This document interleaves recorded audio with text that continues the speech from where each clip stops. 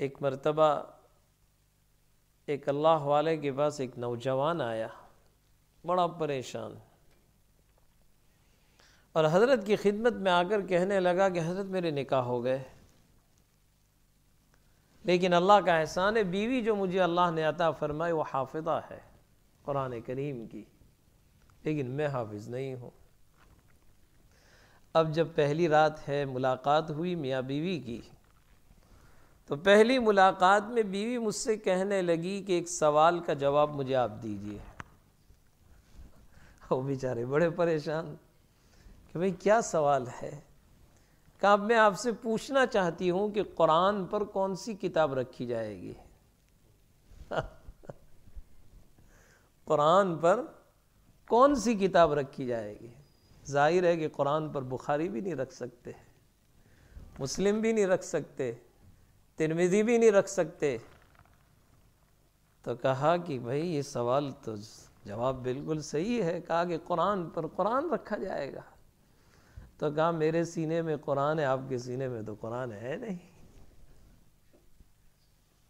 اب اس کے تو بیچارے کو رات میں دن میں تارے نظر آنے لگے کہ اب کیا کروں؟ کہا اجازت اسی وقت ہے جب کہ آپ بھی حافظ قرآن بن جائیں۔ اب اس عمر میں حفظ قرآن کوئی آسان بات ہے؟ اب وہ جوان بیچارہ بڑا پریشان، اب ایک اللہ والے کی خدمت میں پہنچا اور کہا کہ حضرت میں تو بہت پریشان ہوں، اب اس عمر میں اگر حفظ شروع کروں تو سالہ سال گزر جائیں گے، افطار کب ہوگا؟ خیر اس اللہ والے نے کہا کہ کوئی بات نہیں، فکر مت کر، آئندہ کل فجر کی نماز میری مسجد کے اندر میرے پیچھے اور داہنی طرف کھڑے رہنا۔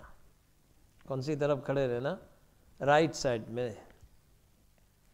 اب اس کو تو بیچارے کو ضرورت تھی، تو اذان سے پہلے تہجد میں ہی پہنچ گیا کہ پتہ نہیں فجر کی نماز قضا نہ ہو جائے، اور وہ آ کر سیدھا پہلے صف میں بیٹھ گیا۔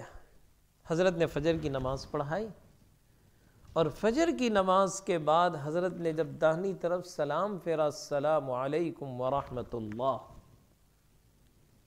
اس اللہ والے کی نظر میں کیا کشش ہوگی کہ جتنے لوگ داہنی طرف کھڑے تھے اور جتنوں پر حضرت کی نظر پڑی، اللہ نے سب کو منٹوں میں حافظ قرآن بنا دیا۔ منٹوں میں اللہ نے حافظ قرآن بنا دیا۔ اور جب بائیں طرف سلام پھیرا تو اس نظر کا اثر یہ ہوا کہ جتنے لوگ لیفٹ میں تھے ان تمام کو اللہ نے ناظرہ قرآن تجوید کے ساتھ پڑھنے والا بنا دیا۔ یہ ہے اللہ والوں کی نظر کہ پیر باشد نردبان آسماں، اللہ تک پہنچنے کی یہ سیڑھی ہے۔